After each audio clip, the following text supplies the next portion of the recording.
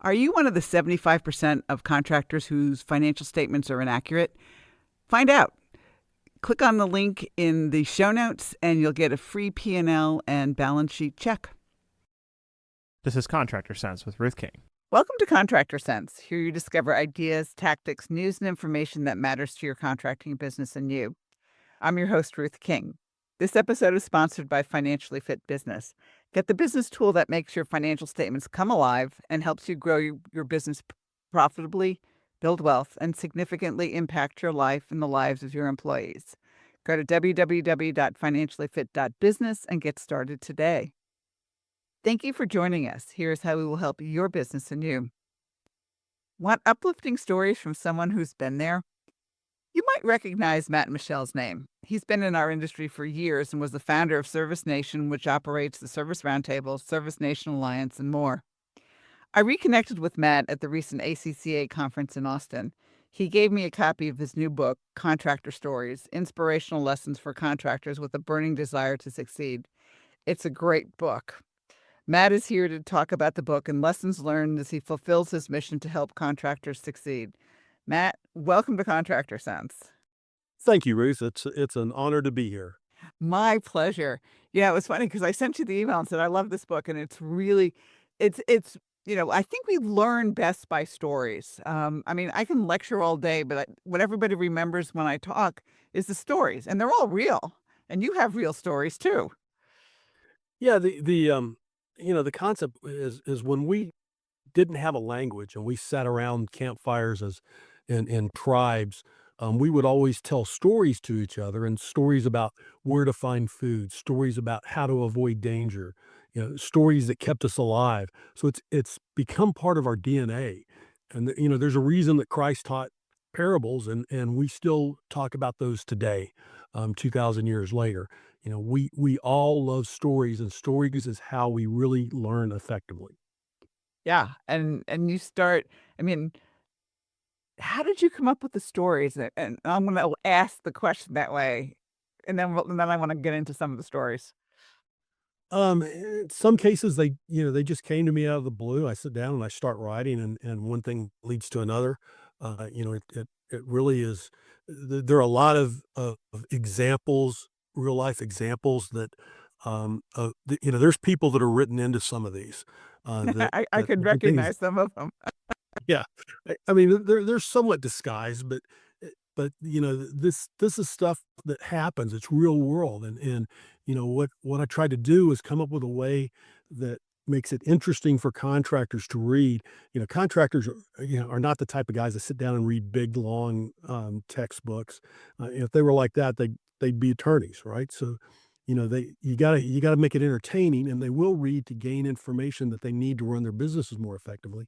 So, how can I make this entertaining? How can I make it fun? And how can I deliver a message? And really, these were simple messages and stories, and they just kind of came to me. Yeah, cool. So, if we take a look at some of the stories in the book, I'm just going to start with the first one where the guy, I think it's the first one, or it's very near the beginning, where the guy goes into a coffee shop and he's like, oh my gosh, oh my gosh, oh my gosh. And this guy comes up and talks to him and, says, I was where you were, et cetera, et cetera, et cetera. So that one's pretty real. I mean, Oh I'm not, yeah. I'm not saying the other ones are not, by the way. But a lot of guys start there and think they can't get ahead. Well, that story is fundamentally about attitude, and it's about, you control your attitude. And this guy that is sitting in the coffee shop, he's having his own private pity party, and he gets interrupted, and, another guy starts asking him questions, and he's moaning about, "Oh, the economy. Oh, you can't find technicians. Oh, they won't listen to me." And the guy starts giving him a different perspective, and in the end, he's sort of kinda like, "Who are you?"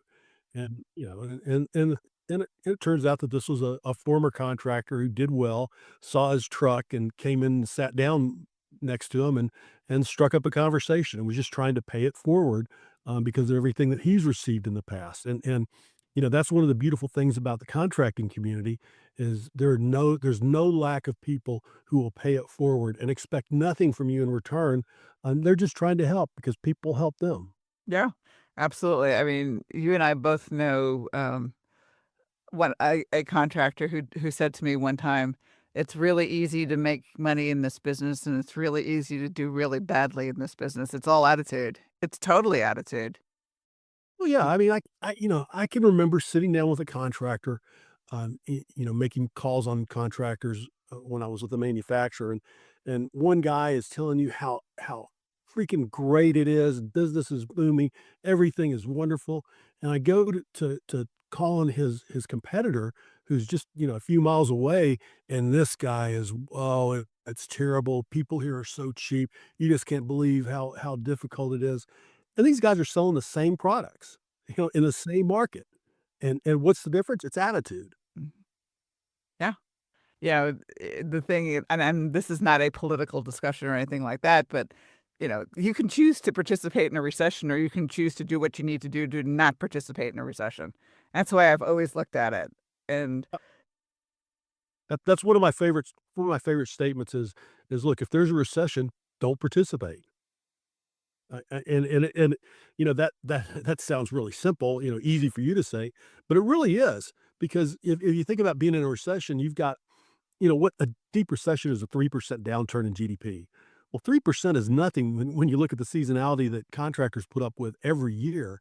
And anybody can work a little bit harder and they can more than make up for it. And the analogy that I like to use is if you run in a 5K race and you suddenly get a headwind, some guys will give up and sit down, some will slow down and walk.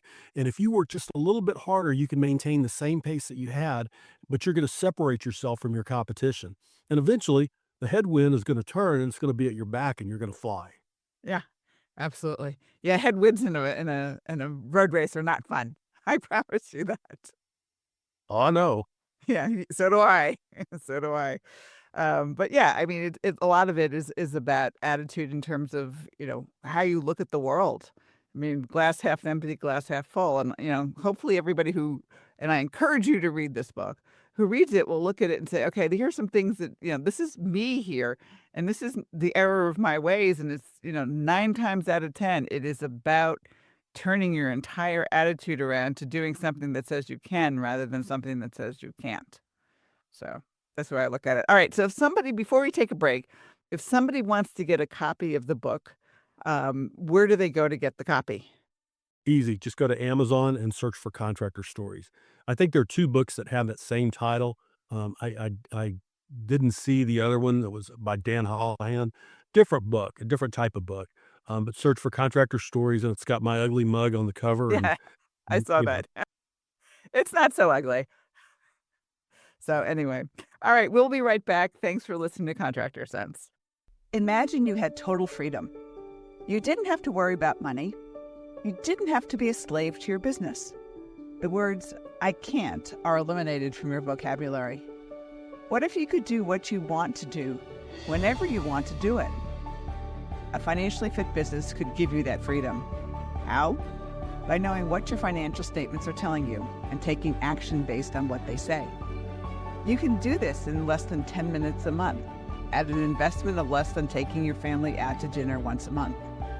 And if your financial statements are a mess, you can get help. Go to www.financiallyfit.business or click on the QR code below to get started today. We're back. Thanks for listening to Contractor Sense. I'm speaking with Matt Michel, who wrote the book Contractor Stories: Inspirational Lessons for Contractors with a Burning Desire to Succeed. So, Matt, in the first part of this, we talked a little bit about the philosophy and everything else like that. Would you share with us your 2 favorite stories in the book? it's hard for me to nail the nail 2 that are my favorites, but, one of the ones that I enjoyed the most, enjoyed writing it, and I think it has a really good lesson is called A Can of Success. And in the end, you discover that success doesn't come from a can. And this is a story that is way too many contractors, kind of how they sort of stumble into the industry. And this guy is fortunate, and he has one fortunate thing after another happen. And in the end, really this is a story about confidence. And if you approach the world with confidence, good things will happen. Another one that Wait, person before we go to your second one, because that was one of my favorite stories too in the book. Um, yeah, it's really a situation where he thinks this is external too. He's got the can and was told that, when you're totally successful, open the can. But, it was like, all right, he relied on the can, so to speak, rather than his own ability to be confident, and he learned that it was him. That was the cool part about it. Yeah, ultimately, it was, you know, eh, we we talk about people being lucky and, the old adage, the harder I work, the luckier I get. And the same things with confidence. I mean, you've seen people that go into a situation with full confidence, even though they really shouldn't have any, because you know them personally, and they emerge on top just because they have that confidence, and it springs out to other people, and people sense it, and they like it, and they believe in it. Yeah, I mean, you become a great leader at that point, and you look at it from a perspective of, okay, are people gonna follow people who are not confident? The answer is no. We'll go somewhere else. Whether you're confident, hopefully is confident for good rather than confident for evil, and we won't go there. But but people follow people who are, I mean, uh, you want a bad one? Look at Hitler. He was a leader. People followed him, but let's not go there, all right? Well, I think, Ruth, the thing is like a lot of people that are technical, they tend to look at all sides of any problem, and they can't pick the most likely one and say, "This is what's gonna happen, and this is what I want you to do."